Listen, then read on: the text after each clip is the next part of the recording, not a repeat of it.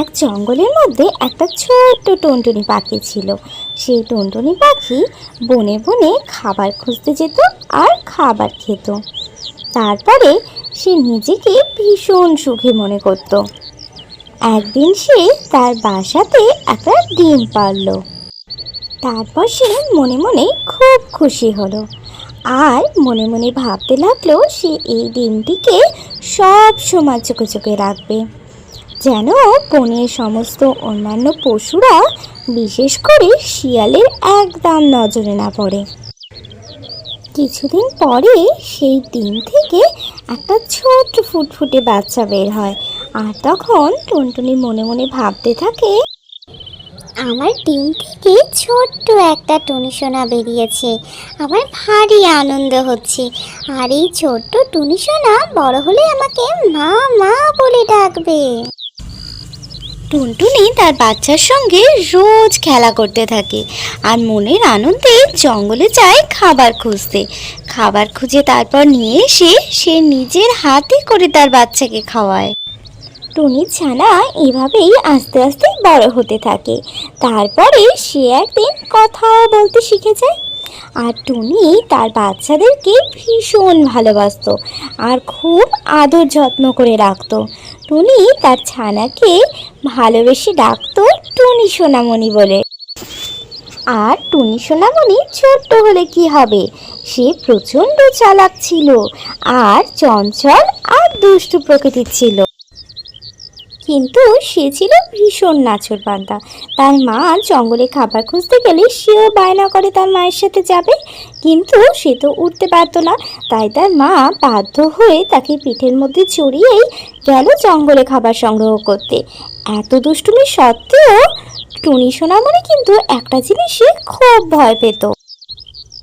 একদিন সে আকাশের অনেক ওপর দিয়ে দেখতে পেল একটা পাখি উড়ে যাচ্ছে, আর তাকে দেখে তারও অনেক ইচ্ছে হলো উড়তে শেখার।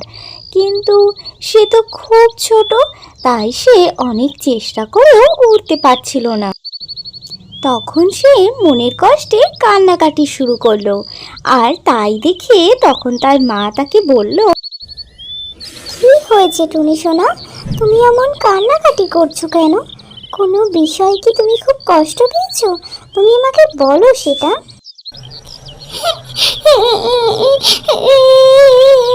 কিচ্ছু হয়নি মা, আমার কিচ্ছু হয়নি। ও, আমি এবার বুঝতে পেরেছি তোমার কি হয়েছে। তুমি আবার সেই ওপরে পাখিগুলোর সাথে নিজের তুলনা করছো আর শুধু শুধু কষ্ট পাচ্ছ তুমি। আমি তোমাকে বলেছি না তুমি কারোর সাথে নিজেকে তুলনা করবে না। তুমিও এখন একটু বড় হও, তারপর তুমিও পারবে। তুমি শুধু শুধু মন খারাপ করো না। কিন্তু আমি এত ছোট কেন মা? কেন আমি এত ছোট? আমি কি ওই উপরে পাখিগুলোর মতো কোনোদিনও উপরে উঠতে পারবো না মা? আমি কি পারবো না? তুমি বলো না মা আমাকে, আমি কি কোনোদিনও এরকম উঠতে পারবো না? তোমাকে কতবার বলেছি আমি, তুমি কোনোদিনও মন খারাপ করবে না। তুমি তো দেখেছো আমিও উঠতে পারি, তুমিও পারবে, কিন্তু ওদের মতন হয়তো নয়। প্রকৃতি সবাইকে সমানভাবে বানায় না। তোমাকে যেমন করে বানিয়েছে তোমাকে সেটাই মেনে নিতে হবে। কিন্তু তুমি কি জানো, আমরাও অনেক সুন্দর, তাই তুমি শুধু শুধু কষ্ট পেও না। তবুও টুনি সোনামণির কান্না আর থামছেই না। টুনি সোনামণি কেঁদেই যাচ্ছে আর তার মা তাকে বুঝিয়েই যাচ্ছে, কিন্তু তবুও সে কান্না থামাতে পারছে না। তখন তার মা তাকে একটা সুন্দর ফল গাছের কাছে নিয়ে গেল। মা, এটা কি গাছ? এটা একটা জাদু গাছ, আর এই গাছের ফল খুব স্বাদ আর তেমন শক্তিশালী। এই গাছের ফল যদি তুমি খাও তাহলে ওই পাখিগুলোর মতো তুমিও অনেক উপরে উঠতে পারবে। তোমার সমস্ত স্বপ্ন পূরণ হবে আর সমস্ত আশা পূরণ হবে। বাহ বাহ, খুব মজা খুব মজা, কিন্তু কি করে হবে বলো না মা আমায়। যখনই তুমি ওই পাখিগুলোকে আকাশে উঠতে দেখবে তখনই তুমি এখান থেকে একটা ফল নিয়ে খেয়ে নেবে, আর তাহলেই তুমিও উঠতে পারবে। এবার খুশি তো আমার টুনি সোনামণি, আমার লক্ষ্মী সোনামণি? কিন্তু কিন্তু কি বলো না? চাইছিলের মতন বা ওই পাখিগুলোর মতন ওপরে উঠতে। তুমি যাই বলো না কেন, আমি কিন্তু সব কিছু করতে রাজি আছি। তোমাকে 1 মাস ধৈর্য ধরে থাকতে হবে টুনি সোনামণি মা।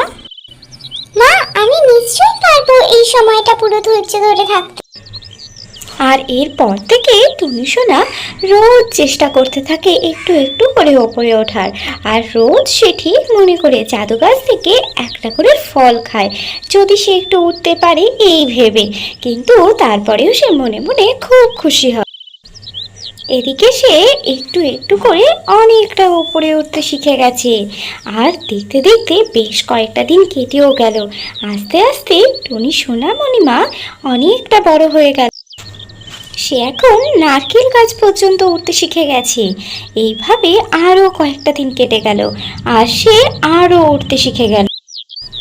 তারপরে সে আবার তাল গাছ পর্যন্ত উঠতে শিখে গেছে। আর সেই দেখে টুনি সোনামণি তো খুব খুশি হয়ে গেল। আর এদিকেও দেখতে দেখতে 1 মাস পূরণ হয়ে গেল।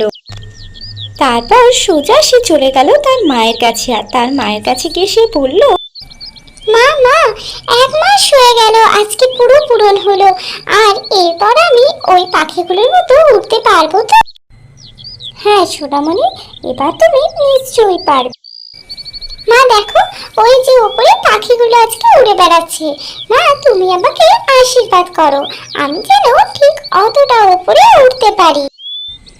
আমার লক্ষ্মী সোনা মা, আমার আশীর্বাদ তোমার সঙ্গে সব সময় আছে। যাও টুনি সোনামণি, তুমি উড়ে যাও, তুমি নিশ্চয়ই পারবে। তখনই টুনি সোনামণি ওপরে ওঠার চেষ্টা করলো। আর তার আগে একটা ফল সে খেয়ে নিল। কিন্তু বেচারি চিলের ধারে কাছেও যেতে পারলো না। তখন সে আবার মায়ের কাছে এসে বলল, তুমি আমাকে কেন মিথ্যে প্রতিশ্রুতি দিয়েছিলে মা? তুমি আমাকে কেন মিথ্যে কথা বলেছিলে? ফলটা আমার কোনো কাজে এলো না, আমি শুধু শুধু ফলটা খেলাম। ফলটা কি তোমার একটুও কোনো কাজে লাগেনি? তুমি 1 মাস আগের কথা ভাবো, যখন তুমি ফল খেতে না তখন তুমি একটুও উঠতে পারতে না। আর এখন তুমি নারকেল গাছ ছাড়িয়ে তাল গাছ পর্যন্ত উঠতে পারছো। তাহলে কি বলো, জাদু হয়নি টুনি সোনামণি? মা, তুমি কি বলছো? আমি পেরেছি। হ্যাঁ, তুমি অবশ্যই পেরেছো তো। তুমি কতটা উপরে উঠতে পেরেছো আমার লক্ষ্মী সোনা। এবার বুঝতে পারলে তো, প্রতিযোগিতায় কিচ্ছু থাকে না। মা, আমি তাহলে পেরেছি বলো? আমি তোমার সব কথা বুঝতে পেরেছি। ছোট্ট টুনি সোনামার শিক্ষা হয়ে গেল। তারপর থেকে মা আর টুনি সোনা সুখে দিন কাটাতে লাগলো। বন্ধুরা, আমরা এই গল্প থেকে তাহলে বুঝতে পারলাম যে আমরা যে যতই চেষ্টা করি না কেন, আমাদের জন্য ওইটাই বড় পাওয়া। হোক না সেটা ছোট, কিন্তু ওটা তো আমাদের চেষ্টারই ফল। তো তাহলে ছোট্ট বন্ধুরা, আমার গল্প তোমাদের যদি ভালো লেগে থাকে তাহলে অবশ্যই তোমরা চ্যানেলটা সাবস্ক্রাইব করে দিও। আর তার সাথে লাইক শেয়ার কমেন্ট করতে ভুলো না। টাটা।